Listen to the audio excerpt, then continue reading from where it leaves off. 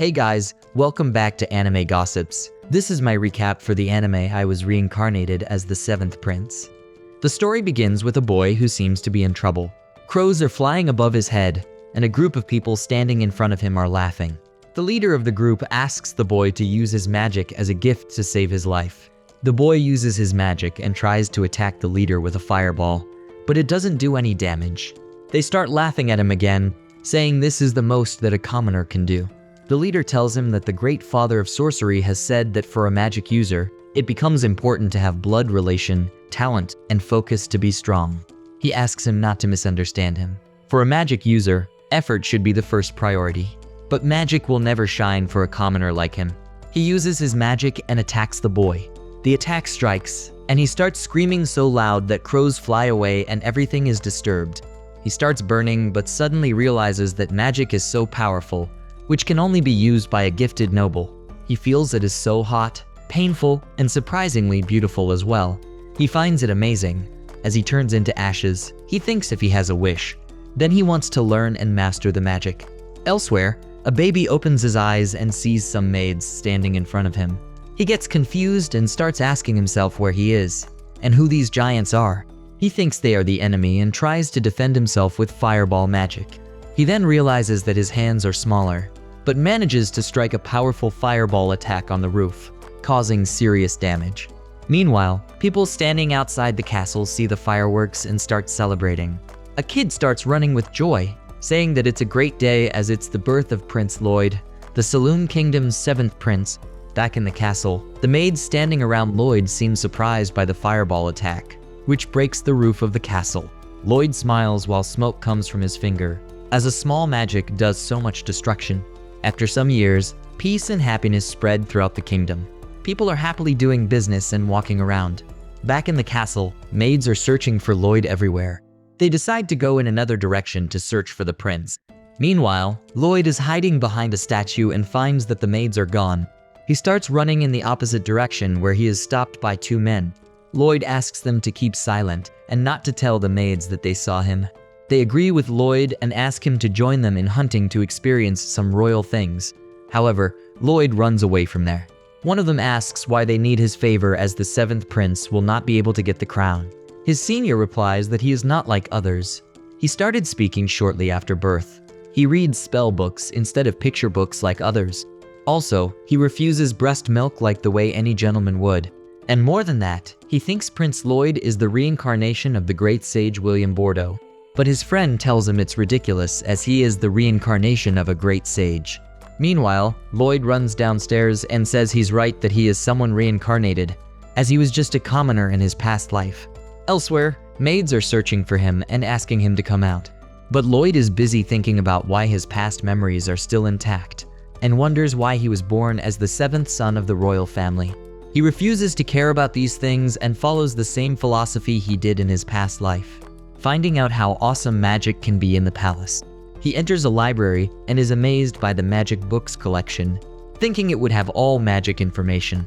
He pulls out a book, but Silfa catches him from behind. Silfa and Lloyd then engage in sword fighting. Lloyd stops and asks why he needs to learn sword fights as he is the seventh prince, and far away from getting the throne. Silfa replies that it's important for Lloyd to learn handling swords as a member of the royal family.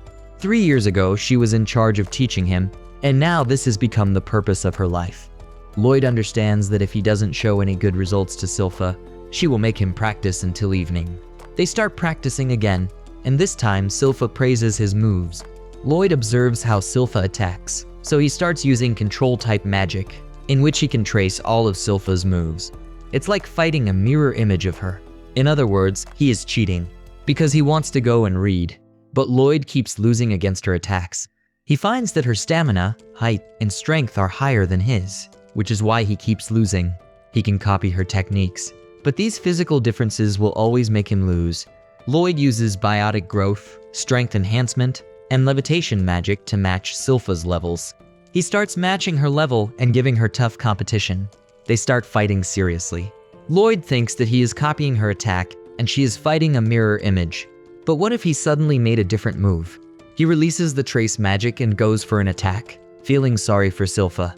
But Silfa counters his attack and tells him that she knows he is cheating, and ends the battle with a hit on his head.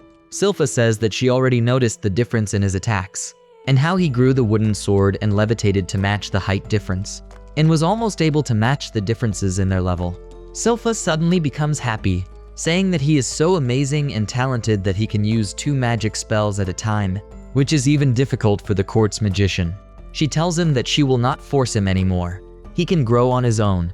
She blesses him for his future and says she will keep him company. Lloyd finds that she didn't notice his physical enhancement and control magic, as he is using 4 spells at a time, and he will keep it a secret. Silfa takes him to the maid's bath, and the maids are enjoying as Silfa is helping Lloyd to get a bath. However, he wants to study magic. He seems frustrated and asks to be left alone as he can bathe by himself. Silfa refuses, and says if she does that, he will go and read books only, instead of taking a bath. Now other maids try to make Lloyd scared. If he behaves like bad boys, then the demon from the Forbidden Library will gobble him up. Lloyd gets surprised as there's a Forbidden Library with a demon. They say a long time ago Saloon was nearly destroyed, and after many sacrifices of countless mages, the demon named Grimoire was sealed away in a book, which was kept in the Forbidden Library. Silfa says it might be a made-up story. Even if it's real, what could a demon that's already sealed in a book do? And that's ridiculous. Even Prince Lloyd wouldn't be afraid of him. However, Lloyd seemed afraid, and the maids got worried for him, and everyone asked him to sleep with them if he is afraid. But Silfa says as she is his teacher, he will sleep in her room only. They decide that Lloyd will sleep in the maids' dorms, but Silfa refuses. Lloyd sneaks away from them and gets excited for the underground Forbidden Library. At night, Lloyd goes down the castle to find the Forbidden Library and uses an air-class spell, Concealment, to become invisible to others. There are 2 guards there. One of them seems tired, and the other tells him to stay awake, as the demon sealed inside can shake the whole kingdom if it's released. Listening to what the guard says, Lloyd confirms that the library is downstairs. The guards say even if someone passes them to enter the library. Then there is a powerful sealing spell on the entrance which is cast by 10 strong mages to create an unbreakable barrier. However, Lloyd breaks the barriers easily using his magical power, and enters the library. It gets him excited as he has been living in the castle for 10 years, and found this exciting library today. Lloyd says he will replace the barrier outside the door after reading the books. He sits down to read a book, but suddenly the demon starts moving the book in which he sealed. Grimoire tells him he's impressed as he was able to break the door's seal. Grimoire asks Lloyd to free him in exchange for gold. As the seal is getting weaker with time, it will surely break soon. Lloyd picks the gold and says that the gold is created from dust by creation magic. Lloyd says he is also going to replace the seal once he finishes reading books. He says his study of magic is based outside the kingdom, and he can't let some dangerous demon threaten it. Grimoire says that the magician who sealed him lived centuries ago, and he doesn't have any problem with today's people. However, Lloyd says he doesn't believe him. Grimoire offers him to teach ancient magic that was lost hundreds of years ago, in exchange for breaking the seal, and he thinks Lloyd is interested in it. After hearing about ancient magic, he asks Grimoire if he'll teach him. Grimoire says Lloyd has a lot of potential to learn them. Lloyd remembers what happened in the past, as the leader told him magic will never smile upon a commoner like him. Back to the present, Lloyd tells Grimoire if magic is linked to lineage and talent, then he's a more privileged body than any commoner. Lloyd makes a key with magic and breaks the seal. Grimoire can't believe that Lloyd has broken the seal. Lloyd asks Grimoire to teach ancient magic like he promised, but Grimoire attacks him with Arctis Obscura, a powerful magic attack. However, Lloyd creates a barrier around him to defend against the attack, and gets amazed to see this type of unique spell. He asks Grimoire to show him some more magic like this. Grimoire gets furious and starts attacking him multiple times, but it doesn't make a single scratch on Lloyd's barrier.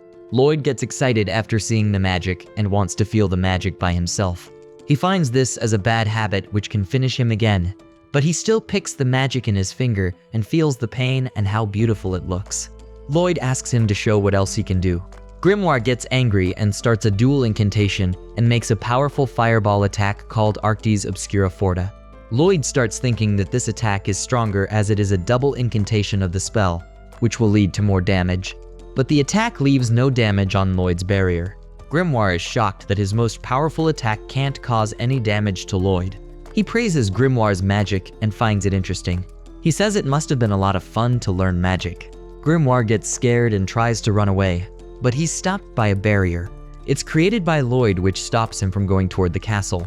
Grimoire asks if he thinks that he is going to run away, but Lloyd says of course not. He just wants to be careful. As in the past, he made a big mistake, blowing up the castle's rooftop. Grimoire gets angry and plans to attack Lloyd, but Lloyd stops him, saying he already knows that. Lloyd asks him to show his defensive power against his attack. He uses a powerful magic attack called Pilance Insinis on Grimoire. Grimoire is surprised by the power of the attack and gets defeated. Lloyd comes near Grimoire and asks him why he didn't defend. After some time, Lloyd starts restoring the library to its original state. Grimoire calls Lloyd his master and says that he has perfectly restored the room after it had been blown to bits. He says he hasn't met a magician like him before. Lloyd praises him and tells him that demons can't be eliminated with magic. Grimoire replies they don't, but it hurts them. Lloyd wonders how many attacks he can survive, but Grimoire gets scared of him and says he will obey him and serve him as a familiar. Lloyd asks him to turn small and come in his pocket. Grimoire turns small, thinking he will take control of his mind and occupy his body. But after coming close to Lloyd, he starts shaking with fear, as Lloyd's mana is so dense. Lloyd asks Grimoire if he has a cold, but Grimoire says he is alright, and asks Lloyd to call him Grim from now on. He finds Lloyd is sure a monster with high magical powers, and decides to stay obedient as of now. Lloyd is excited as he's going to read magical books in the Forbidden Library. After returning from the Forbidden Library, Lloyd is reading magic books in the castle library. His older brother Albert enters the library, and Lloyd is happy to see him. In the training ground, Albert starts practicing his magic. He hits the target perfectly, impressing everyone. Lloyd says that Albert is really good at magic, and mentions that Albert is the second prince for the Saloon throne, and he is also physically capable as well as smart. People talk about the possibility of him becoming the next king. Lloyd also mentions that Albert has the authority to access all the facilities of the castle, and he invites him to join them. Lloyd says this is a rare chance that he is allowed to use magic inside the castle, and he is grateful for this. Albert tells Lloyd that it's his turn to use magic, and Lloyd agrees. Lloyd says he doesn't care about being the king of Saloon. Also, he doesn't want to get involved in the race for the throne. All he wants is to study magic without getting people's attention. He thinks he only needs to aim correctly to hit the targets. Grim says it's hard to hit them without causing damage. Lloyd uses his magic and hits all the targets. Everyone standing there starts clapping. One man says hitting targets seems to be the best Lloyd can do. Grim gets frustrated and calls the man a dumbass, saying Lloyd actually managed to graze all the targets, which is impressive. Lloyd thinks it's good to add rotation to fireballs because it makes them more stable without using much energy. Grim thinks Lloyd is crazy about magic. Albert tells Lloyd he's taking a break, and Lloyd can play around if he wants. Lloyd tells Grim it's great because he has an empty place to practice, and he wants to try many things. He says for now he wants to try doing a double incantation at once like Grim. Grim says it's impossible because only demons can do that, since they have two mouths. Lloyd uses magic and puts Grim in his hand and says it worked. Grim warns that if someone can do that, they shouldn't try to absorb a demon into their body. Lloyd says, let's try it out. Lloyd asks Grim if he can use Pilance Insinis. Grim reminds Lloyd that he's a demon, so casting advanced magic will be easy, and then they start casting the spell. But Grim seems shocked, and Lloyd asks what is wrong with him. Grim says that he should be the one asking questions, and asks what exactly he was doing. Lloyd says that it was just a spell stack. Spell stacking is a method to combine the incantations of multiple spells to make them faster.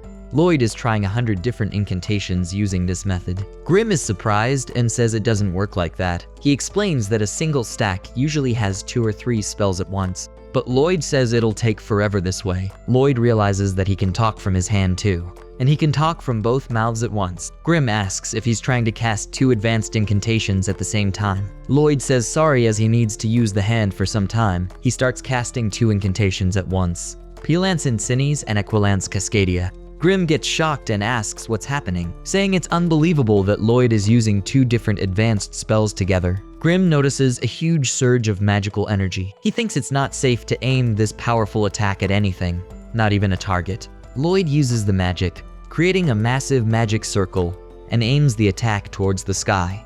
Meanwhile, inside the castle, an underling asked Prince Albert why he is giving so much attention to the 7th prince. Albert replies that they didn't recognize talent. He explains Lloyd's fireball grazed all the targets in the same way because he did it intentionally. Albert believes Lloyd is a prodigy, and he might become a grand sage someday, and he thinks that Lloyd would be a great asset to him someday. The other underling says it isn't surprising that Prince Albert could obtain the service of a grand sage. Albert denies this, saying he just wants to get along with his brother. He mentions that Lloyd might have already hit all the targets by now. The first underling thinks this is an exaggeration. Looking out the window, he asks if the sun has already gone down. Meanwhile, Grim was surprised by Lloyd's attack. He says, Lloyd blew a hole in the sky, and now night is shining through. Lloyd looks at the sky and starts panicking. Grim is amazed, thinking what's going on with Lloyd. Next day, Grim is reading the newspaper, where it mentions a mysterious hole in the heavens. Is it bizarre weather or a bad omen? He shows it to Lloyd and mentions that his yesterday's stunt is in the news. Lloyd says he was panicked for a moment there. Suddenly, he notices something on the newspaper and points out a news article about an adventure company that cleared a difficult dungeon and brought back powerful items. Lloyd suggests they should go to a dungeon, but Grim reminds him that he can't leave because everyone will freak out if they don't see him in the castle. Lloyd says to him that a little magic and ingenuity will take care of that. Then Lloyd uses a spell to turn an acorn into a perfect replica of himself. Grim is amazed by the magic and says it's incredible, and the replica looks exactly like Prince Lloyd. Lloyd says this replica looks exactly like the real thing, not just in how it looks, but also in the way its resin bones and skin mimic the real ones. And even the roots act as a model of the circulatory system.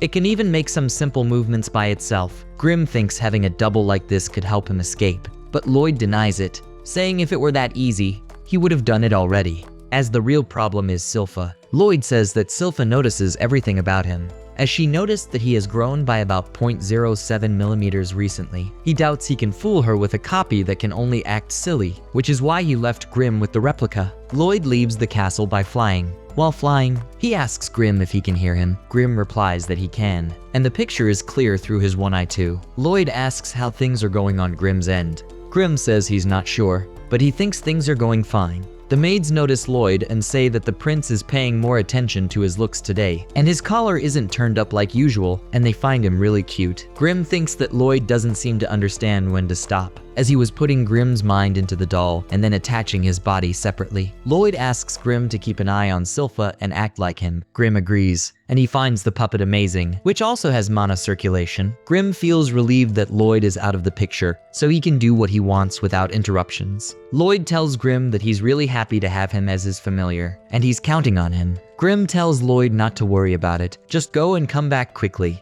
Lloyd realizes that he left the castle without any trouble, but he doesn't know where the dungeon is. Suddenly, he sees a girl being chased by monsters. The girl fights back with bare hands against the monsters and defeats them all. Lloyd notices how she's breathing and thinks she must be a skilled martial artist. Lloyd says he read in a book that in foreign countries, people use an energy called ki through their bodies by breathing to perform amazing techniques. The girl sees Lloyd hiding and asks who he is. Lloyd is surprised that she was able to see him from far away. He decides to ask her about the dungeon and key. Grim warns Lloyd that if he goes out now, he'll be recognized as the 7th Prince of Saloon. The girl sees him as an enemy because Lloyd didn't respond. She quickly moves towards Lloyd, ready to attack. Lloyd changes his appearance and introduces himself as Robert, saying he is a rookie adventurer. The girl is shocked by his looks. Lloyd used a magic spell to change how he looked, but he could only transform into people he had seen before. Lloyd combined 2 spells which he learned from Grim to create a completely new form that nobody had seen before.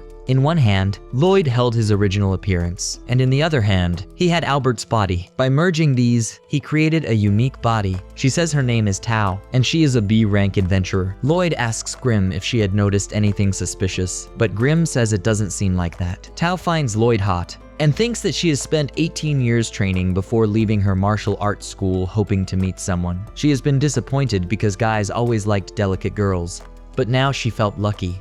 She decides Lloyd would be her boyfriend. Lloyd suggests clearing a dungeon together, and Tao instantly agrees. They enter a dungeon, and Tao starts showing off her skills. She asks Lloyd if he sees how strong she is, and if he has fallen for her because of it. Meanwhile, Lloyd is busy collecting glowing rocks, not paying attention to Tao. Lloyd asks Tao if she is adventuring alone, and she says yes, as she hasn't found any good men yet. But Grim wonders why Tao has chosen Lloyd. While eating, Lloyd, who is transformed into Robert, asks Tao if she uses ki when she attacks the monsters. Tao asks if Robert knows about ki, because not many people on the continent are familiar with it. Lloyd explains that ki is similar to mana and magic, and how her breathing is important to use ki. Tao is impressed to see that Robert noticed her using this. She explains that her training revolves around breathing and using it to circulate ki, which gives her extraordinary power. Tao says that feeling the ki in her body takes a lot of practice, but she has a feeling that he'll be able to use it easily. Robert starts practicing breathing. Tao notices it when Robert seems to be struggling. She asks him if he is just doing ki breathing.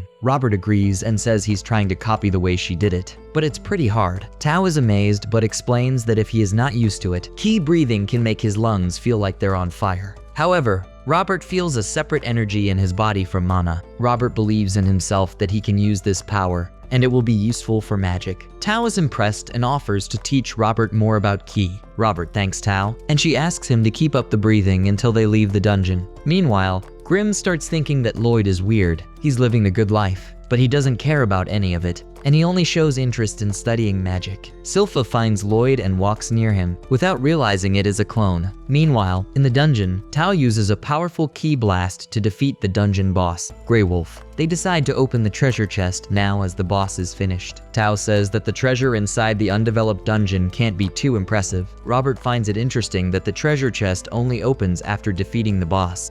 Tao says that Robert seems more interested in the treasure. Robert becomes curious about what's inside. Tao notices that Robert is trying to learn ki breathing quickly, and thinks maybe she has found a winner for herself, and her grandfather would approve him as her fiancé. Robert suggests opening the treasure, and Tao agrees, but she doubts there might be anything good in it. As they open the box, they're suddenly attacked by a powerful force that cuts through the ground. Suddenly, a lich comes out from under the box. Robert asks if it's a new boss. Tao says the boss monster is a lich. Robert asks Tao what type of creature a lich is. Tao reassures him and tells him to leave the dungeon. However, Robert wants to stay and watch. Tao then pushes Robert out of the dungeon using ki power, thinking it will keep him safe, but it may cause some damage. Now, the lich starts attacking Tao. She tries to dodge the attacks and is surprised to find that such a weak dungeon has a strong monster like a lich. She thinks that even a ranked adventurers would struggle against it. Then Tao decides to distract the monster to give Robert enough time to escape. Robert finds that Tao made him fly in the air to send him out of the dungeon, but he's still curious about ki in dungeons. He uses his magic barrier to stop there, and the magic barrier eliminates 2 small monsters. He wonders if it's a good idea to return to the dungeon when he doesn't know why Tao sent him away. He asks Grim what he thinks to clear things up, but Grim doesn't respond. He sounds scared and asks Lloyd to come home soon to help him. Meanwhile, Tao gets hurt while fighting with the lich monster. She realizes she can't win and may be eliminated soon. Then she thinks that Robert might have escaped, so maybe she should also try to escape. The lich found that Tao is using ki techniques, which are a kind of foreign magic. He mentions that he has eaten someone with similar abilities before, but he thought it was just a lower form of magic. He explains that by eating the souls of adventurers, he gained his wisdom and skills. The lich tells Tao that she wasn't worth eating, but he mentions that Robert reacted quickly to his attack. Tao replies that he and Robert are different. She feels Robert even finds something interesting about a small pebble on the road, which makes her happy. She mentions that people on the continent don't value ki techniques much, but Robert got impressed after knowing about it. Lich asks her why he should care. Then Tao uses her ki techniques to attack him, but a barrier protects him. Lich says it's a waste of time, but Tao continues to attack and says she also doesn't care. Since she was 5 years old, every day she has been training to use ki power. No matter if it rained or snowed, she focused only on training, doing nothing else like getting a boyfriend.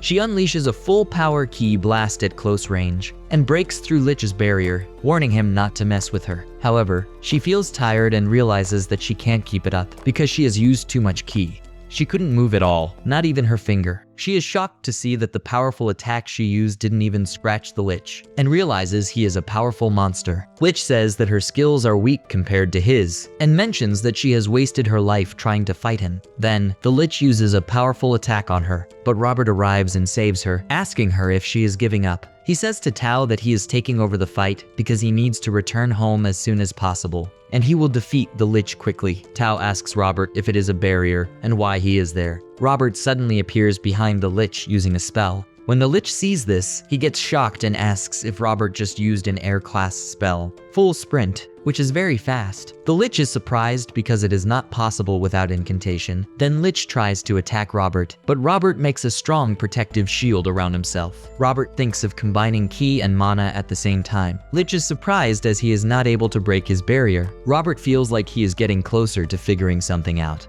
He remembers that Tao told him to focus, so he takes a deep breath and uses the Full Sprint spell again. Lich attacks him again, but it doesn't make a single scratch. Robert broke his own barrier as it was getting in his way of activating his ki. Lich thinks Robert's barrier was broken due to his magic and starts attacking him. But Tao notices that Robert broke the barrier himself to get more air and become stronger. Robert begins combining ki and mana while dodging the Lich's attacks. He uses the combination of ki and mana to counter the Lich's attack. He realizes it wasn't strong enough to reach Lich and thinks that the magic needed to be thinner to travel farther. Robert starts attacking, but Lich uses his magic to protect himself. However, Robert keeps attacking over and over again. Instead of getting scared, Robert seems to be enjoying the fight and says that he still has more ideas to try out.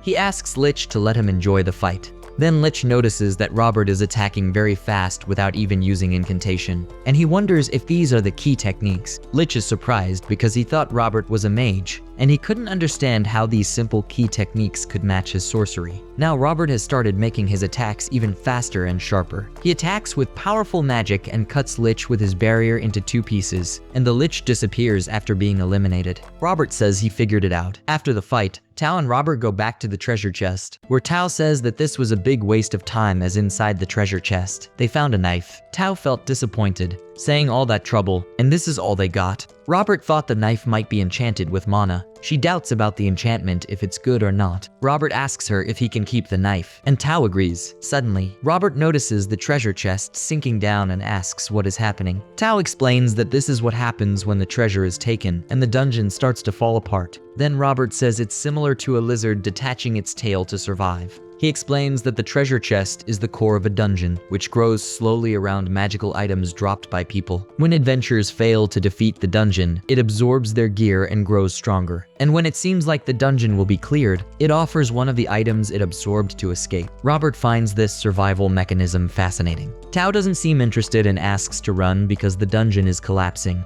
Robert quickly grabs the treasure chest, and they leave the dungeon before it closes. Robert talks about how dungeons gather strength underground and become dungeons again. Tao comes to know that Robert is an incredible mage. She asks him why he used key techniques instead of magic in the fight. She wonders if he did it for her, or if he was teasing her. Robert says he thought it would be fun. Then Robert realizes that he forgot about going back home and flies away from there. Tao tells Robert about the special move he used at the end, called the Keyblade, and she thinks even she couldn't use it properly yet. Tao decides to train more to become a fascinating girl. Robert thinks that's a great idea and mentions he always enjoys improving himself, whether it's magic or key techniques. He suggests they should improve together and leaves from there. Tao then says she needs to work on herself so she could catch Robert's attention, but she realizes he hasn't told her where he lives, so she screams out, asking him to let her know how to find him. Robert transforms back into Lloyd and returns to the castle. He enters through a window and asks Grim if he is okay. Inside, Grim is badly bitten, thinking about Silfa and explaining what has happened. Grim tells Lloyd that while training, Silfa found him too weak and punished him. He sadly mentions that despite being a demon, he doesn't stand a chance against her. Grim tearfully complains to Lloyd that he had promised to come back quickly. Lloyd apologizes to him. After some time, Grim asks Lloyd if he was late because of the useless knife. Lloyd says sorry again,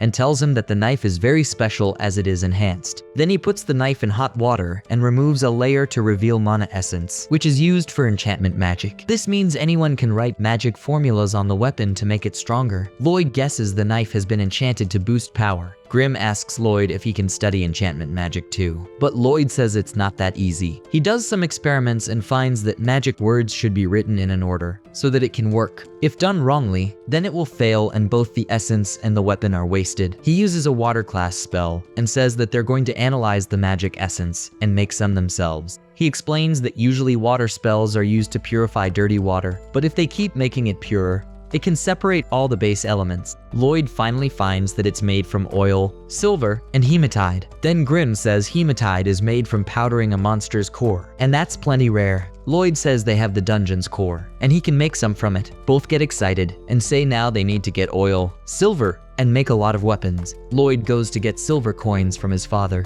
His father asks if he's sure he doesn't want gold instead, but Lloyd says silver is okay. His father thinks Lloyd is humble and wonders what he'll spend the money on. Lloyd starts melting the silver with Grimm's magic. Then, Lloyd needs to defeat Silfa to get some oil. He uses magic to run faster, but Silfa still outsmarts him because she can catch him. Then Lloyd tries another magic spell, but Silfa hides and defeats him. Even though Silfa wins, she still gives Lloyd the oil. Lloyd asks if she's sure because he was supposed to only get it if he wins. Silfa says it's okay, and she's actually happy. She thinks the other day Lloyd performed poorly might be because he was having a bad day, but now she realizes it was just a fluke. Grimm, looking outside from the window, says even though he is not using magic, he's shocked she defeated him. Silfa starts thinking that Lloyd is so skilled with both magic and a sword at just 10 years old, and he could become a top knight commander when he grows up, and maybe even too good for the rank of a swordmaster. Lloyd heads out from there, promising her to fight once he's finished his work. Silfa hopes whatever he's cooking turns out great. Lloyd starts mixing silver, oil, and hematite to make mana essence. Lloyd then goes to Albert and asks for weapons to try out enhancing them. Albert jokingly says it's a cute request, and asks if Lloyd really loves magic. Lloyd confirms that he does, and mentions that since Albert has a lot of royal guards, he thought he might have some spare weapons. Albert asks his guards if anyone is willing to let Lloyd strengthen their weapon. The guards take out all their swords, but they are hesitant because enchantment magic is difficult and doesn't always work well, and also they were talking about letting a 10-year-old do it. One guard says that they are giving something they need to work on to a kid to play with it. Grimm says loudly that now they have the weapons, they're gonna make them even more powerful by enchanting them a lot. Grimm notices that Lloyd is adding 3 layers of boost power on a sword, and he's filling every available spot with spell formulas. Lloyd breaks the sword while enhancing it because he puts too many spells on it. He feels bad because the steel couldn't handle the magic. Grimm tells him that this is just the beginning and cheers him up. Lloyd fails so many times but eventually succeeds. He gets happy to see it worked. Grimm says he knew Lloyd could do it. Lloyd thinks it was really amazing.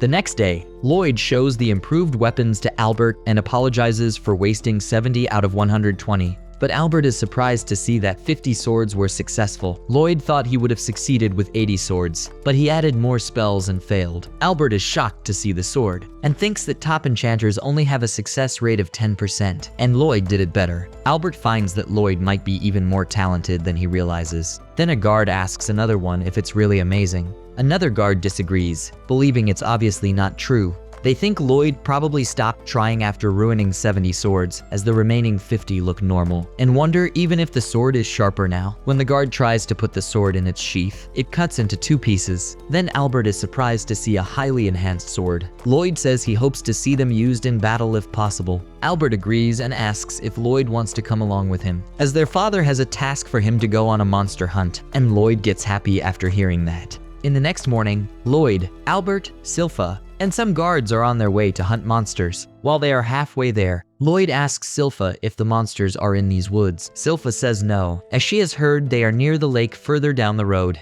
Lloyd understands, and Silfa asks if he is excited about it. And Lloyd agrees because he doesn't often get to leave the castle, and he also wants to see how well his enchanted weapons work. Albert asks Silfa if she ever lets Lloyd out of her sight. Silfa replies that she's thankful to him for letting her go with them. Albert agrees, saying it's obvious as she's Lloyd's teacher and bodyguard. He says that he's sure she would have missed Lloyd. Silfa agrees, saying she's his teacher. Then Albert sarcastically asks if Silfa has any other, maybe more special feelings for Lloyd. But Silfa gets offended and scares him by pulling out her sword, but Albert quickly says he was joking. Silfa feels something strange and says, "Looks like they have guests," and the guards also confirm it's an enemy attack, who are armed with steel weapons. One guard tells that it's a good warm-up for them to fight these creatures and orders everyone to defend Prince Albert. Lloyd says he's scared, but Grimm's tells him that he knows that he has already sensed them. Then Lloyd explains a special technique called spectral detection, which is taught by Tao. It lets him sense things around him by using key breathing.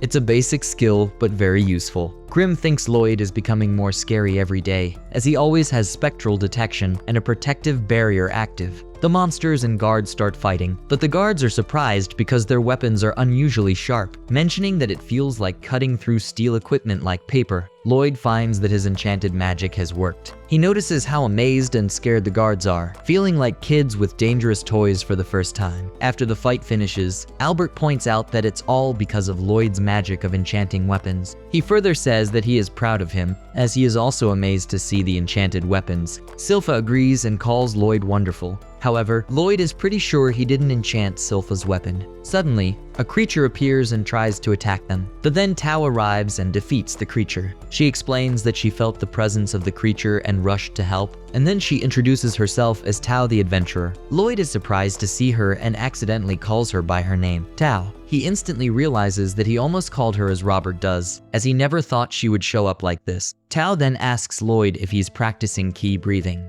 She mentions sensing Robert and notices that Lloyd looks a bit like him. Out of nowhere, a creature tries to attack Tao from behind, but in the meantime, Silfa steps in to stop it. She appreciates Tao's help, but also reminds her not to get in the way while she's dealing with it. She also warns Tao not to get too friendly with Prince Lloyd.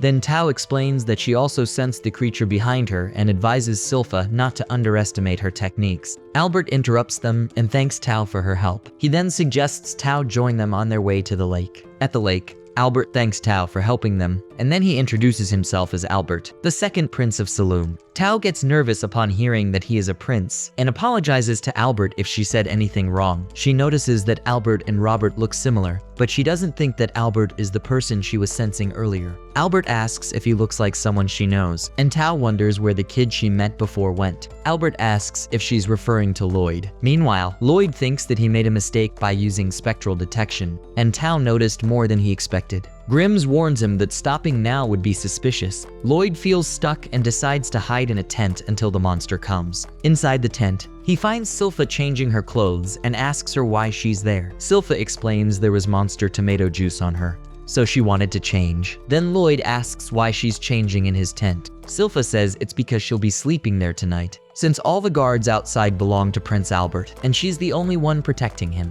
Lloyd suggests he can take care of himself, but she grabs him between her legs considering Tao as a threat for him. Suddenly, Tao comes in saying she thought she felt Robert nearby, but when she saw Silfa sitting on Lloyd, she asked what Silfa was doing. In response, Silfa threw a knife at Tao, but Tao caught it. Then Silfa calls Tao an idiot. This made Tao angry, and she accused Silfa of being a perverted maid. Silfa then tells Tao to stop giving Lloyd inappropriate looks, but Tao denies that she is not doing that. Meanwhile, Lloyd sneaks away and thinks it's gonna be more suffocating than the castle. Then Albert sarcastically calls Lloyd a lady killer, but Lloyd wonders why. Albert mentions that Silfa has changed since she started taking care of Lloyd. Meanwhile, Silfa asks Tao why she is even there, to which Tao replies that she senses creatures while she is working. Silfa wonders if Tao's claim is true. Albert tells Lloyd that Silfa looks at him like a woman looks at a man. Grimm tells Lloyd he's a hit with girls. Then Albert advises him to be cautious because relationships with women can be tricky. When Silfa and Tao start arguing, the guards suggest fighting instead, but Silfa and Tao feel insulted and take down the guards in a short time. Then Tao tells Silfa that she was hired to repair an old shrine on top of a hill.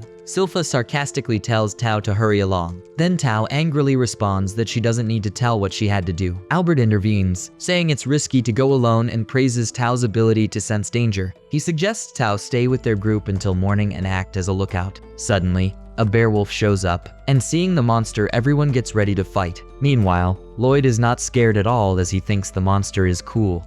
Then the guards tell everyone to stay back and watch for a chance to attack. Meanwhile, Silfa tells Lloyd to stay behind her to stay safe. Lloyd is amazed to see how fast the bearwolf is, even though he is huge. He asks Grimm if he's right, but Grimm is distracted by something at the top of a hill, and looking at the hill, Grimm wonders if it's a collapsed shrine. Meanwhile, Tao is fighting well and helping the guards. Then Albert steps up and pulls out his sword, which Lloyd enchanted to make it super powerful. He tells the monster that he's not fighting because he hates it, but because it's causing trouble for the villages. Then he uses a special attack called Pilansinsinis and takes down the bearwolf in one hit. Everyone starts cheering for Albert, and they are amazed to see how strong he is. But Albert gives credit to Lloyd, saying that it's all because of Lloyd's enchantment on his sword. Lloyd is happy to see that his enchantment works so well. But then Grimm interrupts, telling Lloyd to forget about that because he remembered something important, and tells him that there's a demon sealed in the shrine on top of the hill. Meanwhile, Bearwolf stands up again, which surprises Albert. He wonders how the monster he just defeated is still standing. But then, he notices that more monsters are around and wonders where they came from. Suddenly, a voice comes from Bearwolf, calling them morons. It's a demon named Pazuzu.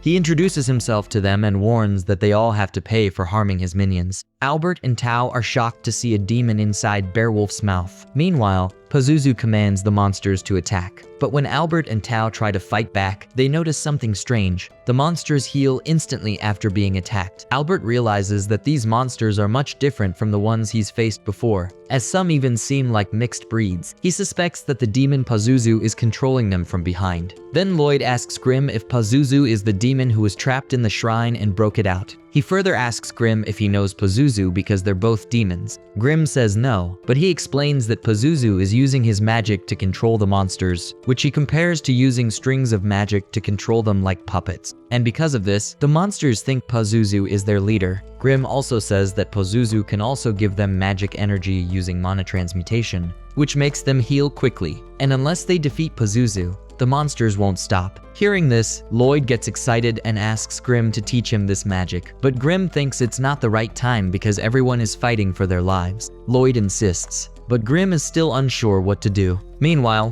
Grim starts teaching Lloyd about mana manipulation, mentioning that Pazuzu is proficient at it, and with its help, he controls the monsters. Grim tells Lloyd that manipulating mana is tricky, and they will start with simple tasks like adding color and scent. However, Lloyd easily manages to make his mana pink, shaped like a flower, and adds a scent. Grim is impressed by Lloyd's quick progress. Back in the fight, Pazuzu wonders how Silfa is so skilled in battle. Meanwhile, Silfa asks a guard if she can borrow his sword. Seeing Silfa's impressive fighting, Pazuzu wonders if she's just a babysitter, as he is amazed by her flawless defense. But Silfa gets excited by knowing that the sword she borrowed is enchanted by Prince Lloyd and is proud of him. Curious about Lloyd's connection to Silfa, Pazuzu decides to dissect Lloyd to understand more, and he will examine his organs. Pazuzu moves so fast and then attacks Silfa, and also succeeds in devouring her. But Silfa cuts Pazuzu in half, revealing her intense fighting spirit. Then she uses her sword technique, Twin Dragons Rising, and tears apart the bearwolf. She then uses the double tiger claw and fang technique and defeated the monster. Pazuzu then emerged from the bearwolf. Everyone is shocked to see Silfa in her fighting mode. Lloyd sees how Silfa looks when she gets serious, and then he memorizes it and makes a doll with his colored mana. Silfa approaches Pazuzu, saying that even touching Prince Lloyd is enough to make her laugh. The only thing Pazuzu is fit to feel is her master's blade. Silfa then tells Pazuzu to make his peace. Suddenly, all the monsters start coming back to life, and then Pazuzu releases miasma from his mouth. Albert and Tao start fighting the monsters, but a guard wonders how monsters are still alive as they are already beaten. Albert explains to the guards that they need to defeat the demon, otherwise the monsters will keep regenerating. Then he suggests that they should go help Silfa, but they all collapse when they breathe the miasma. Pazuzu mentions that it's been a long time since he unleashed his minions, and he can't believe they're being defeated so easily. Then he attacks Silfa with a strong move. Seeing this, Albert tries to stand up, but he can't due to the miasma. Pazuzu reveals that anyone who breathes in the miasma will be under his control, and it's called the miasma of domination. Meanwhile, Silfa sarcastically mentions his bad smell, but Pazuzu gets angry hearing this and attacks her again. However, Tao steps in to protect her. Silfa tells Tao to mind her own business, mentioning she is fine, but Tao doesn't believe her and tells her to run if she can. Silfa suggests Tao should run to Prince Lloyd instead, and then she falls. After seeing this, Pazuzu mentions Silfa's strength for resisting him despite breathing his dangerous miasma. He's surprised that Tao isn't under his control and wonders why. Tao tries to attack Pazuzu, but he easily stops her and notices she's using a special breathing technique to resist inhaling the miasma. However, Tao realizes her breathing is becoming difficult now. Pazuzu asks why she hasn't run away if she can still move, and asks her if she wants to become his servant. Tao fights back against Pazuzu, telling him to go away.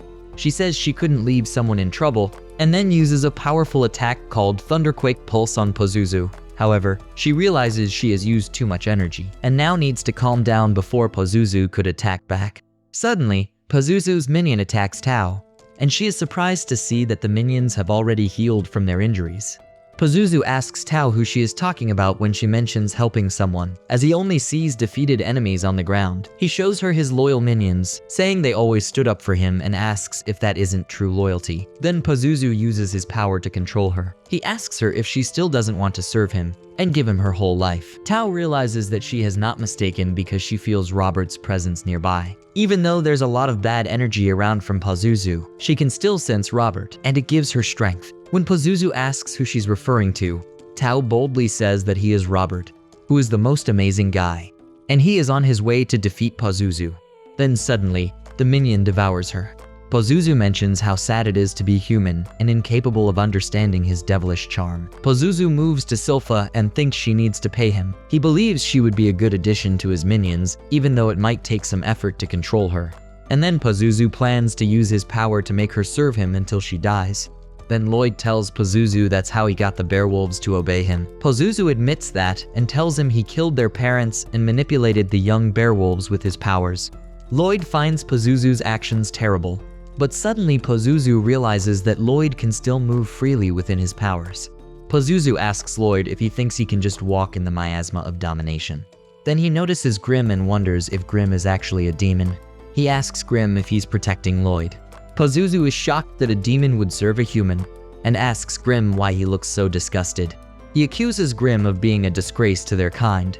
Grim gets angry and tells Pazuzu that he had considered giving him advice as a fellow demon, but now he just wants to see Pazuzu fail. Pazuzu refuses to listen and orders his minions to attack. Lloyd thinks it's the perfect time to try his mana transmutation. Grim warns him that there are a lot of monsters around, so he'll need to use a lot of mana for it. Lloyd then uses his mana transmutation, but Pazuzu is shocked to see his minions transformed into cute little creatures in a field of flowers. Lloyd tells him that he has removed Pazuzu's control over the bearwolves. He is also amazed at how well his mana transmutation worked. Then he is surprised at how fluffy the creatures are. Grim tells that all the monsters are now completely taken with Lloyd's mana. Lloyd asks if Grim is affected too. Lloyd then approaches a minion and asks him to split Tao. Then he finds out that Tao is okay. Pazuzu is amazed at Lloyd's ability to turn mana into a field of flowers so quickly, and thinks Lloyd must be an incredible sorcerer. Then Pazuzu uses his miasma to command his minions to wake up. But Grim informs Pazuzu that his minions already remembered something, their pride as monsters and the fact that Pazuzu killed their parents. Then the monsters turn against Pazuzu and attack him. Lloyd is surprised by the monsters' coordinated attack and realizes that they are much stronger than he thought. Despite this, Pazuzu fights back and insults the monsters by calling them mangy mutts and flea-bitten wastes. He reminds them that he is the one who raised them, and now they're only attacking him because he killed their parents. Pazuzu then taunts Lloyd, saying that it doesn't matter what spells he tries as they won't work on a demon like him.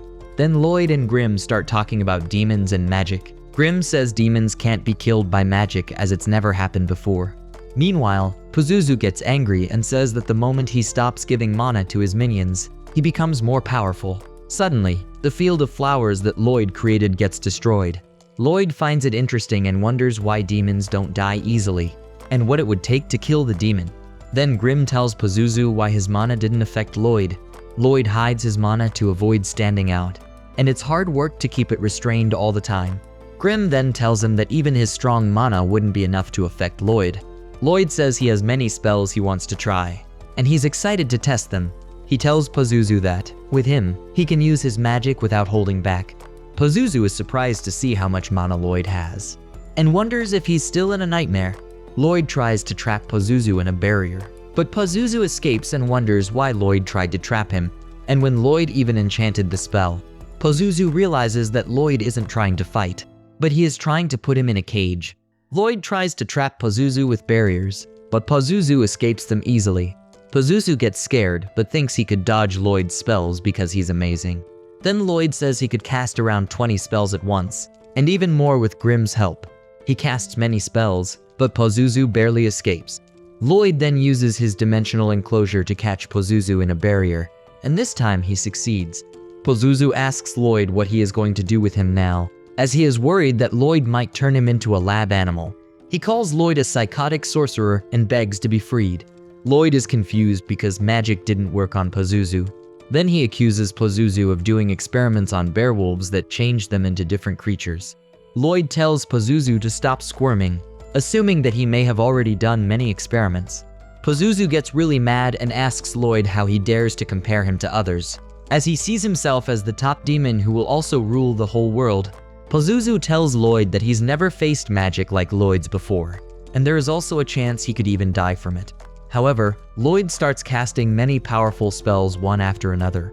Pazuzu asks for a moment, but Lloyd keeps casting as he estimates to enchant about 240 spells a minute. He decides to keep it up for 30 minutes. But then he sees Pazuzu and gets worried that he might have died. Then Grim explains that while magic doesn't usually affect demons much, Lloyd's constant barrage can cause stress over time. Lloyd opens the barriers to see what happened. Meanwhile, Pazuzu thinks he spent a long time raising monsters and planning to rule the world. But why everything falls apart so easily? After hearing all that, Lloyd just goes like, huh. Suddenly, Albert and everyone else start waking up. And Lloyd realizes that everyone's waking up. So now he needs to come up with an excuse. Then Grim tells Pazuzu people don't want leaders who complain all the time. He says he likes Lloyd because Lloyd does what he enjoys in his own way. He then tells Pazuzu that he is just gathering strength for revenge against Lloyd. Pazuzu laughs and says he lost because he wasn't having enough fun. And then Pazuzu tells Grim that he trusts his ambition. Grim devours Pazuzu and gains incredible power, feeling that his mana has been restored a bit, making his revenge easier. Lloyd starts making excuses, saying a sorcerer named Robert came and defeated the demon to save everyone. Tao hears Robert's name and gets excited and asks if Robert is around. Meanwhile, Grim thinks that he couldn't beat Lloyd yet. Then Prince Albert, Lloyd, and Silfa return to the castle after defeating the monster, where people are cheering for them. At the castle, the king praises Albert for defeating the demon and dealing with the monster. He says he is impressed, but questions Albert about his decision to go with only his guards. Albert admits it and says he has no excuse. The king then asks where the adventurers who helped them are. Albert says Robert disappeared before they woke up, and Tao ran after him before he could thank her. Then the king acknowledges that Robert and Tao saved everyone, and he is more interested in Robert's strength. Albert tells the king that he thinks Lloyd did the most important work during their hunt against monsters, and he believes that Lloyd should be part of the royal family's succession because Lloyd's magical enchantment on their weapons protected them from harm. Albert thinks Lloyd is very talented and hardworking, so he also deserves to be king. But the king worries that making Lloyd part of the succession might create competition for Albert.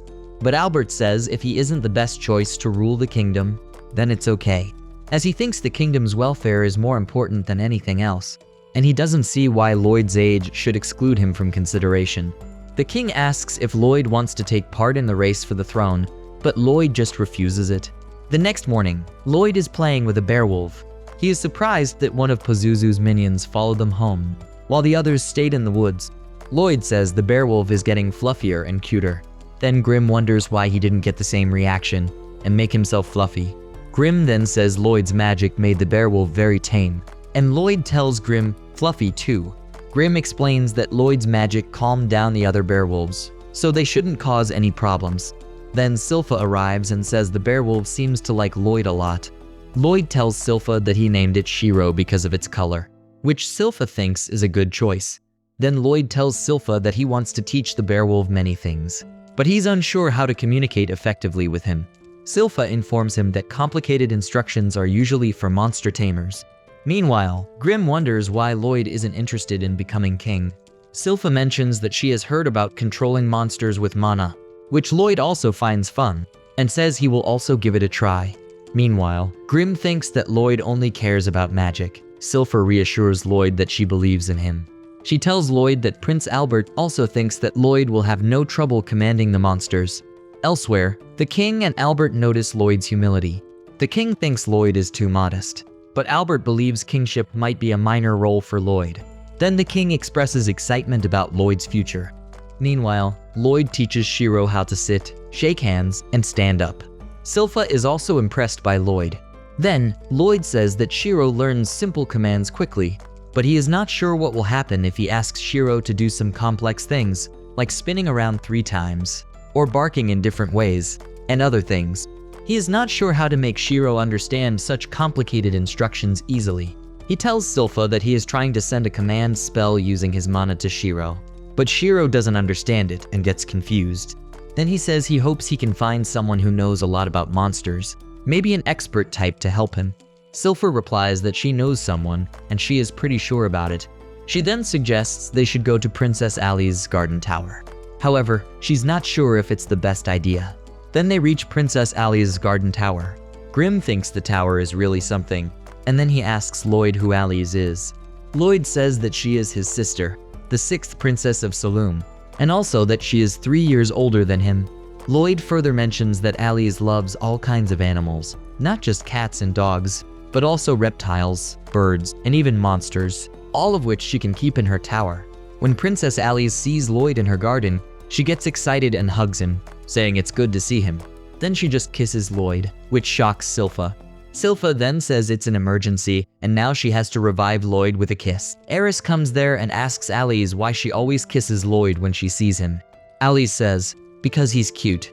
Then Alice asks what brings them there. Assuming it might be about the bearwolf they have with them, Lloyd tells her the bearwolf's name is Shiro, and says he's impressed that Alice recognizes Shiro as a bearwolf so easily.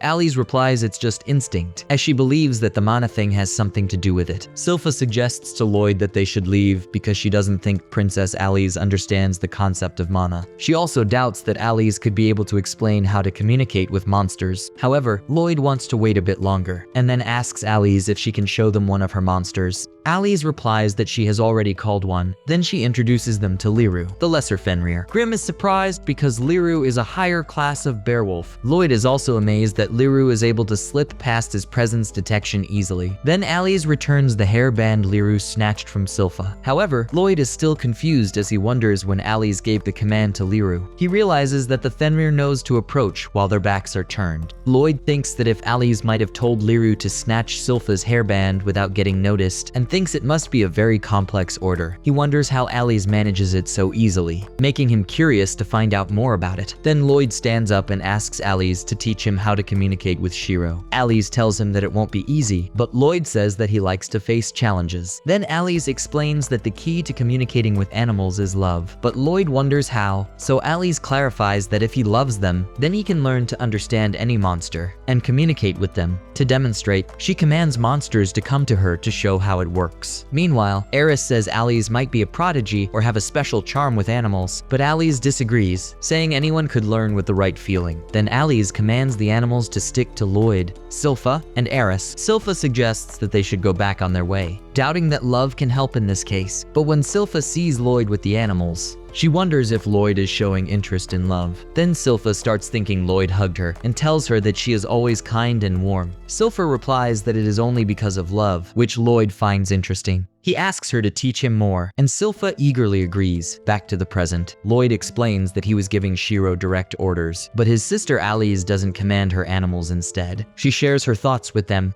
Alice connects to animals with mana, giving them a vision of what she wants without speaking. When Lloyd learns that Alice shares her mental images instead of giving orders, he tries it too. Eris is surprised because Lloyd doesn't give commands, but Shiro follows Lloyd's mental images perfectly, which impresses Eris. She says that Lloyd is very talented. Silfa agrees, but says that it is a bit different from what she has imagined. Then Alice says it isn't about will or control, but it's all about love. Lloyd agrees, saying love is important and helps create a connection with the animals. Hearing this, Alice grabs Lloyd again, and all the animals stick to them because Alice is still connected to them. Lloyd reminds her to stop sharing her mana and asks Silfa and Eris to step back. When they are returning, Lloyd says, "That is a real mess," to which Silfa says she is so sorry for that, but Lloyd says that now he has started to figure out how to connect with monsters. Silfa is relieved and asks Lloyd to put the same effort into his sword training. In the meantime, Albert arrives there, saying he needs to talk to Lloyd. Silfa insists Lloyd needs to practice, but Albert argues that she shouldn't try to monopolize Lloyd. Lloyd asks Albert why he's there, and Albert says that he wants to introduce Lloyd to someone.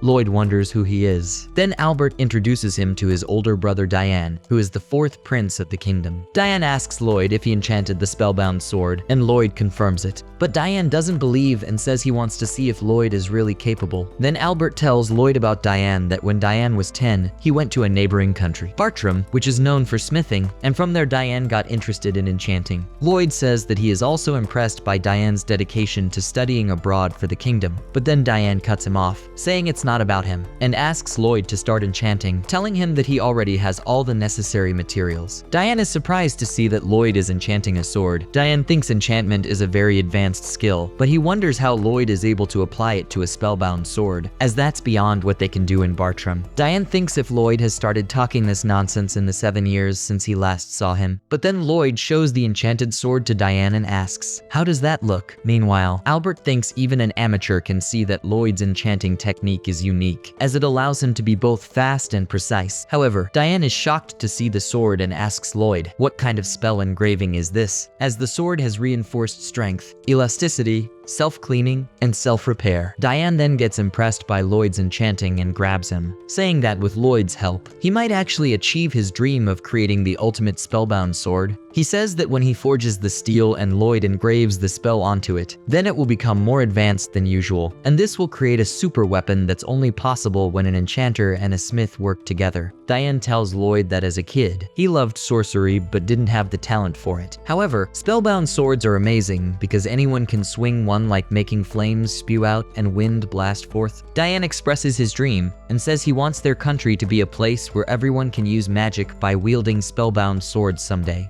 Lloyd asks if that means people who can't use magic will be able to use it with spellbound swords. Then he thinks it wouldn't matter much to him, but he's interested in how they are made. Lloyd gets ready and asks Diane to start. Diane agrees and asks him to call the boss. Albert leaves from there, saying he has official business to attend. Now, Lloyd and Diane have started making enchanted weapons. Lloyd asks Diane what kind of magic sword they should use. Diane replies it should be a sword that shoots fire when anyone swings it, as what could be cooler than that? Then Lloyd suggests using Peelance and Sinnies, but Diane says it won't work because the casting formula for Peelance and Sinnies has 14 parts, and a spellbound sword can only hold 5 parts. Lloyd suggests compressing it down to 2 parts. Then he applies it, but the steel shatters. Lloyd wonders if the weight of Peelance and Sinnies is too much and thinks maybe they should compress it less, to 3 parts, or split it into 4. Then he tells Diane to try it again. Meanwhile, Silfa and Shiro watch them quietly. Lloyd tries many times to enchant the steel, but it keeps breaking. Then Silfa joins them, but it still keeps breaking. However, Lloyd apologizes, saying it is his fault, and that he has also wasted a lot of mana essence. But he wonders why it is still breaking, even though he reduced the spell to a simple fireball. Grim finds it unusual for Lloyd to struggle so much. Diane tells Lloyd not to worry and promises to help until they succeed, even if it is so difficult. Grim then gives Lloyd some mana essence, and Diane reassures Lloyd that they have a lot. Lloyd uses his spell Purifex to check the quality of the mana essence and finds it has very little hematide. This amount might be enough for regular enchanting, but a spellbound sword needs a lot more. Diane also realizes that they are using low-quality mana essence. Lloyd asks him if they have any hematide, which is made from the monster cores. Diane replies that they don't have it, as it is very rare. Lloyd thinks he might have to go hunt monsters in a dungeon to get hematide. Meanwhile, Silfa suggests that they could hunt monsters together now, but Lloyd remembers a past incident with Tao and asks Silfa how a prince like him can go to a dungeon. Silfa replies that she had discussed it with the king after their recent encounter with monsters, and he also thought it would be a good idea for Lloyd to explore and see more of the world. Silfa asks Lloyd if they should go to the first stop on any adventurer's journey. Then they head to an adventurer's guild where Katarina welcomes them and says she needs their details and the job they want to register under. Silfa tells him to write the truth, and Katarina says once they're done,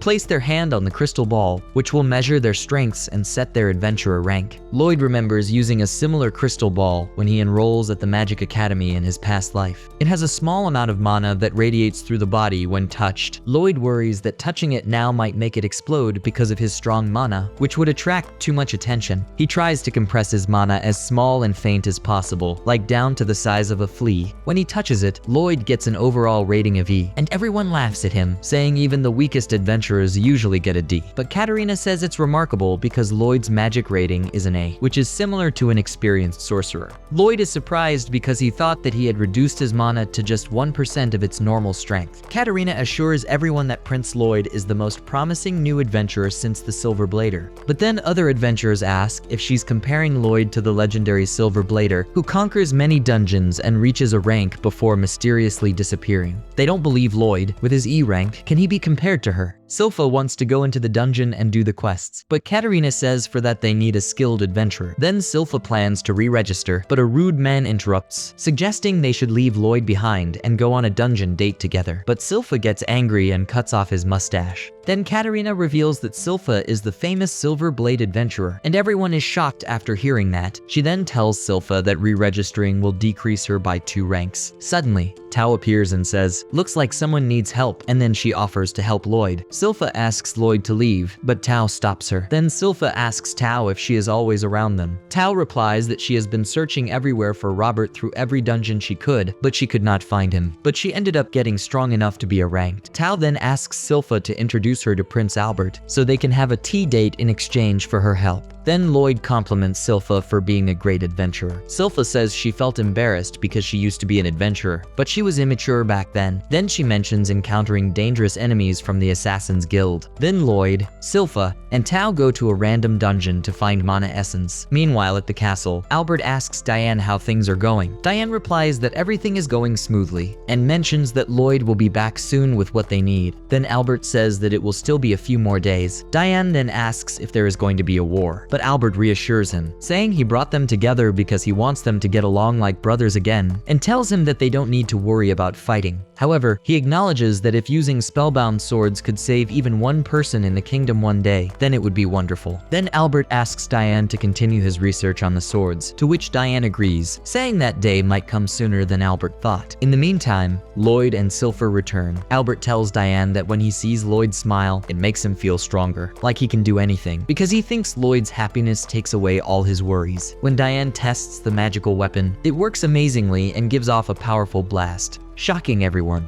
Seeing the damage caused by the blast, Lloyd admits he went a bit overboard and promises to be more careful next time. Later that night, Lloyd expresses his tiredness after doing a lot of work like gathering materials, creating magical items, and working on the mass production of weapons. He wonders if something important is about to happen. However, suddenly he notices something strange in the central garden and thinks it's like there's a gap in space. He thinks Shiro is usually observant, but he hasn't noticed it. Suddenly, a mysterious girl appears in the garden. The mysterious girl then tries to escape from there, but Lloyd appears and stops her by using his air class spell. He greets her and explains that he put up a barrier to make things easier. Lloyd then asks her to have a chat since she is technically trespassing. However, the girl uses a poison spell on Lloyd, but she informs him that she doesn't want to harm a kid. Lloyd starts to feel its effects and tries to heal himself with another health class spell called Purify, but it doesn't work. The girl tells him that nothing can purify her poison. Lloyd then realizes that Purify should work on all known poisons, so her poison must be an unknown one. He thinks that she's changing her poison with her special type of mana. The mysterious girl admits that Lloyd guesses correctly that she is a poison blighted, a rare person with dangerous abilities, and she is known as Ren the Poison Moth, because she has spread poison since birth. Ren then breaks Lloyd's barrier with one hit, which surprises Lloyd. He thinks she might have used her poison to make the barrier weak. Ren tells him that he will suffer from the poison for a few days but won't die.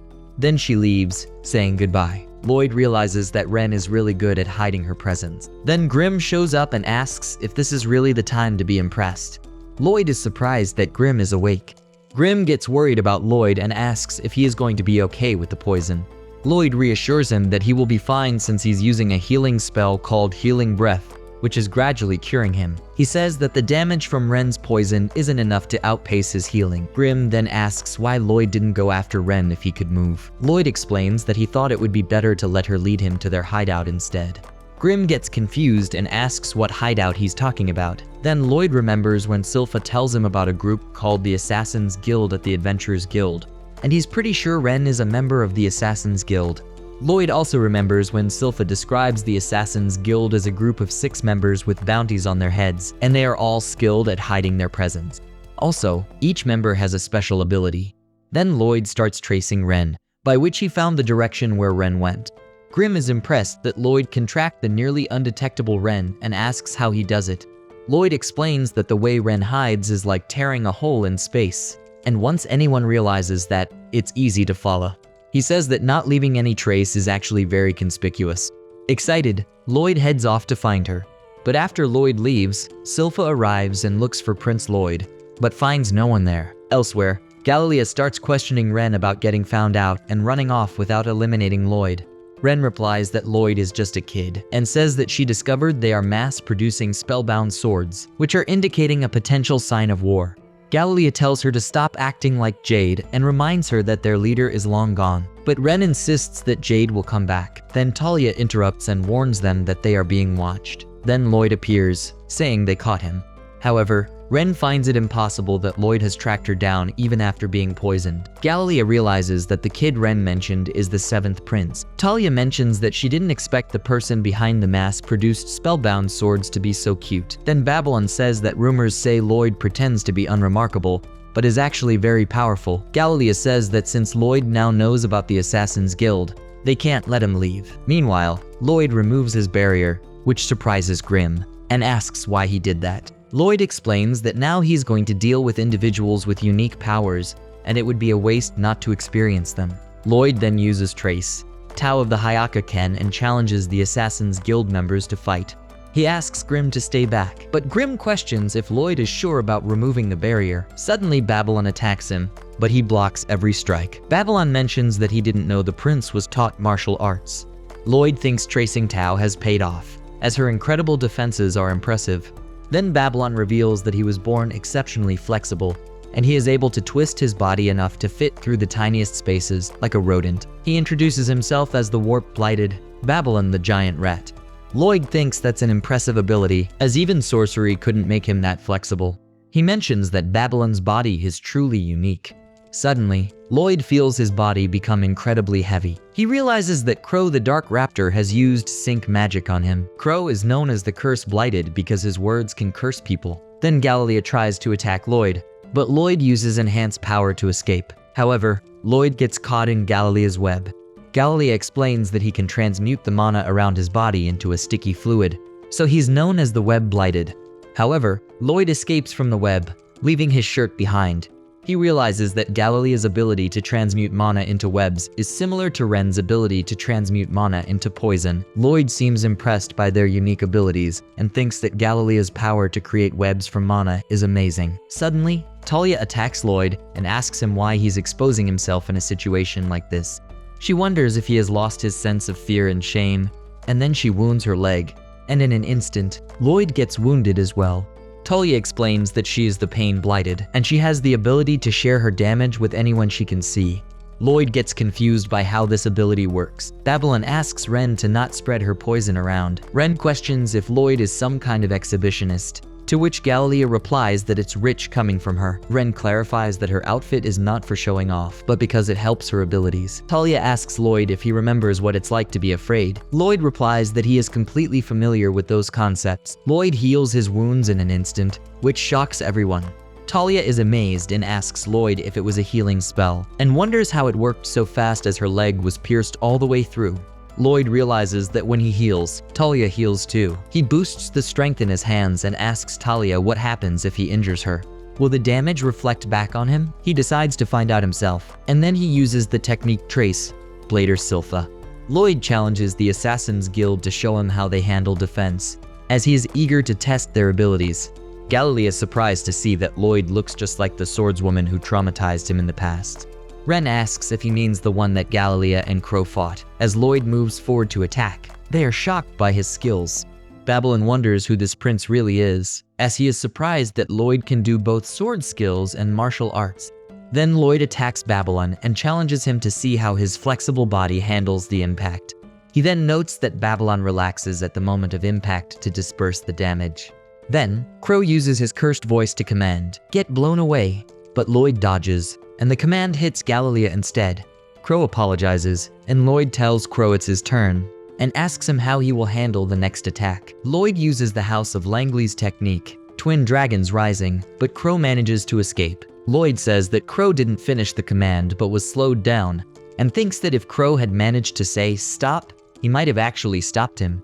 Crow tries to say something, but Lloyd defeats him using the Diving Sparrow attack. Then Gallia steps in, but Talia stops him, informing him that she is webbed to him, so he should stop moving. But Gallia is angry and moves forward anyway, which leads Talia's clothes to tear. Talia calls him an idiot, and asks if his webs have to stick to everything. Then Lloyd attacks Talia, but she blocks it with her sword and explains that if she gets injured, the damage will affect Lloyd as well. since they're linked. But Lloyd says he has to experience it for himself. He uses the wolf fang technique on Towa and crushes her against the wall. Lloyd feels the reflected pain and finds it incredible. Meanwhile, Galilea captures Lloyd's sword and says he can't use his weapon now, and plans to put him in a hold. But Lloyd escapes and strikes Galilea with the shattering thunderbolt attack, noting that Galilea uses webbing armor to defuse the impact. Lloyd finds their abilities fascinating and moves toward Ren, and asks her to show her poison again. But Ren thinks Lloyd is crazy. Lloyd threatens to make the first move if she doesn't attack. But Galilea warns that Ren can't control her poison mana, so they'll all be affected. Lloyd realizes that's why she is not fighting. He observes that none of them seem to have much control over their powers. Galilea explains that if they could control their powers, they might have found another way of life, and they wouldn't be outlaws. Galilea attacks Lloyd again, but Lloyd evades the attack and counters with shattering thunderbolt. Now Ren attacks Lloyd with her poison, but he stops it with a barrier. However, Galilea stops her and says he's fine, and now his mana is under control. Lloyd explains that he engraved a spell directly onto Galilea's body to help him control his power. He reassures Galilea that external correction is necessary if he couldn't manage it on his own, and the mana that was previously uncontrollable is now circulating inside his body. Lloyd says that he had never tried engraving a spell directly on a body before, but he got impressed that it worked perfectly. Galilea starts crying with happiness as he realizes that the curse he had lived with is now gone. Lloyd tells him that while it's not exactly gone, Galilea should be able to produce mana intentionally now. Lloyd then offers to do the same for the rest of them. Then he engraves spells on all of them which allow them to control their powers. Babylon wonders to see his control over his mana, and Talia is surprised to find that Lloyd also healed them. Crow is also relieved as he is able to speak normally. Galilea tells Ren that she's no longer leaking poison despite her light clothing, which means now Ren can wear whatever she wants now. Ren replies she doesn't care, but Babylon calls her a liar and points out that she's crying. But when Ren notices Lloyd is wearing her clothes, she questions why the 7th prince is now part of their gang. Talia tells Ren that they owe Lloyd a lot and suggests they need to prepare for a welcome party for him. However, Ren protests and mentions that Lloyd is producing weapons for war and snuck into their hideout, which means he is an enemy. Grim approaches Ren and explains that Lloyd's actions were driven by his idea of a good time, not for war. Ren gets confused and asks what kind of prince makes spellbound swords and sneaks into an assassin's hideout for fun. But Galilea interrupts and says it's more important to explain themselves to Prince Lloyd, as there's much he needs to know. Talia agrees, and mentions that Lloyd showed them a new path when they were starting to stagnate. Then Galilea starts explaining the history of their guild, and tells the story of how they became the Assassin's Guild, also about their leader Jade, who is the Phantom Blighted. In a flashback, we see Jade appearing in front of the guild members, where he explains his recent teleportation experience to a sandy place with ruins. Then Jade reveals a coin, the Blighted Union's emblem, and announces their new purpose: to take on shady jobs the Adventurers Guild can't handle, leaving a coin at each job to show their contribution to world peace. He vows to prove their worth to the Adventurers Guild, so they won't have to hide in the dark anymore. The other guild members are also excited by this vision. However, Jade suddenly teleports away again, leaving the guild members disappointed. Now, back in the present, Galilea continues the story and explains how the Assassin's Guild began taking on difficult jobs and how it gave them hope for the future. In their journey, they come to know about Lord Ost preparing for war. However, Lloyd wonders if he can gain more knowledge about Jade's teleportation power. Suddenly, a letter teleports there, shocking everyone. Meanwhile, Silfa arrives, saying she's there to save Prince Lloyd. Elsewhere, Albert is shocked by the note Silfa found, as he realizes that Lloyd intends to visit Lord Ost's manor with the Assassin Guild. He wonders how this happened during tense times with Lord Ost. Albert questions why Lloyd is with the Assassins, but he also wonders if Lord Ost and the Assassins are working together and kidnapped Lloyd as a hostage. Then Diane advises Albert to calm down, and urges him to consider starting a war with Lord Ost based on a theory. Albert acknowledges Diane's wish and tells him that war might be a last option. Then Silfa shows Albert the clothes which she found at the hideout. Albert is horrified, and when Silfa suggests Lloyd might have been stripped, he becomes more determined to consider war as an option. A few moments ago, the assassins were shocked after seeing the letter with Jade's mark on it. Galilea opens it and becomes emotional while reading. In the letter, Jade apologizes for taking so long to return, and shares the news that he has overthrown the rulers of Lord Ost. Now he is the Lord. He invites them and informs them that he has already planned a celebration at the Lord's manor. Everyone gets excited. However, Grim becomes curious and asks them what's going on. Talia explains to him that Jade is back and has kept his promise. Back to the present, Lloyd quickly takes them by flying towards the manor, but Ren asks him to stop. Lloyd says he thought they were in a hurry to see Jade. Then, in a flashback, Gallia tells Lloyd that they are heading to meet Jade, and assures him he will be repaid for helping them to control their curses. Ren also invited him to join them to place a spell on Jade. Lloyd asks Ren if she knows where the letter came from. She replies it just appeared out of nowhere. Lloyd then says that means the letter was accurately teleported, which is a very advanced magical skill. Talia asks him what he is thinking, and Babylon tells her that Jade might now control his powers. However, Gallia wonders if Jade lied about not being able to control his power before. Talia questions why Jade would lie. Now Gallia wonders if they can trust Jade's letter. Talia asks if he thinks it's a trap. Lloyd tells them that if Jade can control his power, he won't need to come with them. But he's coming because his interest in teleportation sparked. Lloyd assures them that if something goes wrong, he will take care of it, and asks them to relax and follow him. Seeing this, Gallia says Lloyd's kindness knows no limits, and having him with them will be a huge relief. Back in the present, they land at a place, but seeing everyone's faces, Lloyd asks what's wrong with them since they haven't even been flying for 10 minutes. Grim tells Lloyd that he doesn't think this is going to work, because Babylon is bent so far back and stuck. Lloyd says it's fine since they're almost there anyway, and suggests they should take a break and then walk the rest of the way. Ren stands up and suggests she'll go grab something to eat from the woods if they are resting. Talia disagrees, but Ren runs into the woods anyway. Then Babylon tells Lloyd that Ren grew up in the woods, and that's why she is trying to show off. Lloyd asks why, and Babylon explains that when Ren was young, her poison eliminated her parents, so she lived in the forest on her own. Then Talia explains that Jade was the one who reached out to Ren. She recalls when Jade introduced Ren to them as the new member, saying she was the poison-blighted Ren. Gallia was initially concerned, as poison sounded like bad news. But Jade insists that it is fine and tells them that he would teach Ren how to get along. Gallia wonders how, but Jade reassures them, saying Ren smells sweet like flowers. However, he got hurt. Then he tries to wrap Ren up to stop the poison. Despite this, Gallia thinks that it isn't enough to contain the poison.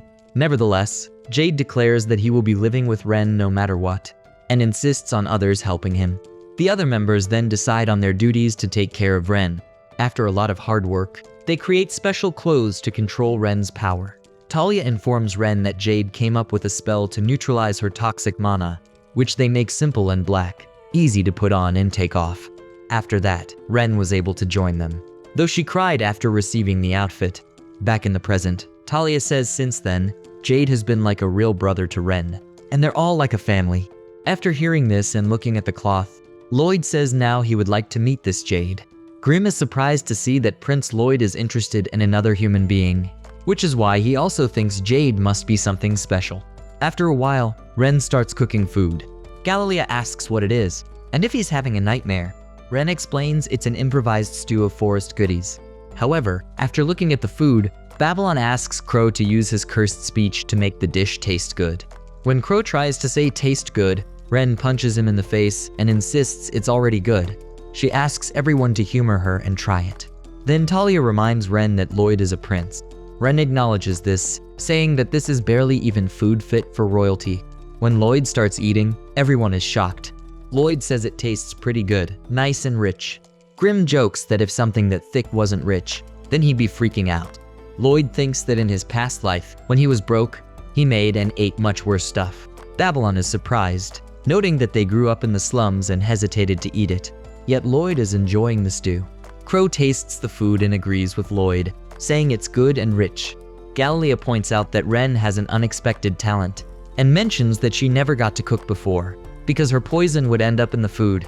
This excites Ren, and she hopes that Jade will get to eat it someday. After that, Ren starts telling Lloyd and Grim about Jade.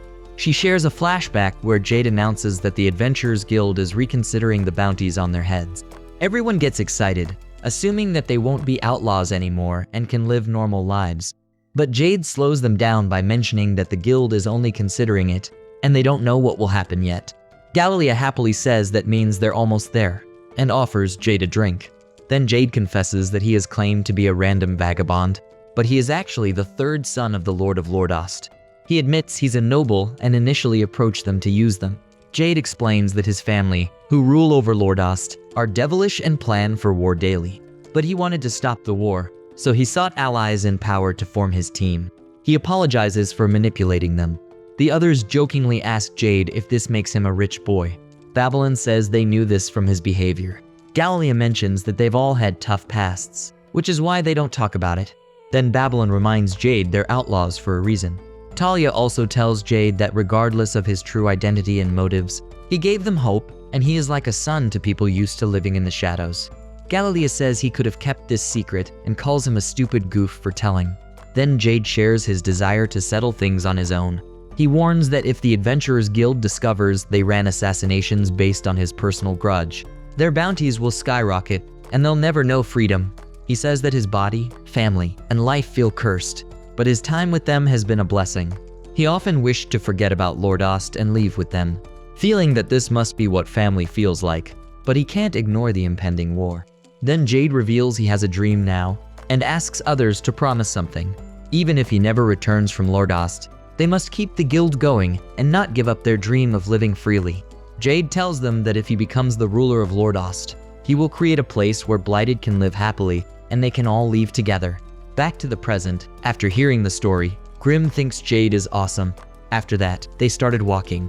But in midway, Gallia finds it unbelievable that Lloyd, with his amazing powers, falls asleep and looks just like a cute kid. Grim tells him that Lloyd isn't that cute.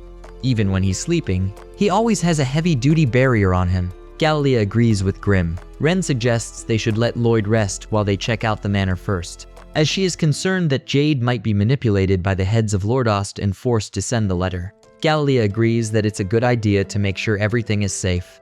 Babylon says that they should try to make things easy for Lloyd. Ren asks Grim if he can stay with Lloyd.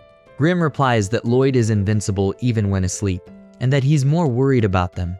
If something happens to them while Lloyd is asleep, he fears Lloyd would be angry with him. They proceed to see Jade and leave Lloyd behind. They find everyone preparing for a party to welcome them and notice there's no sign of increased security. Ren asks Grim what he thinks. Grim replies that he doesn't sense any aggression and suggests they return once they have Prince Lloyd with them.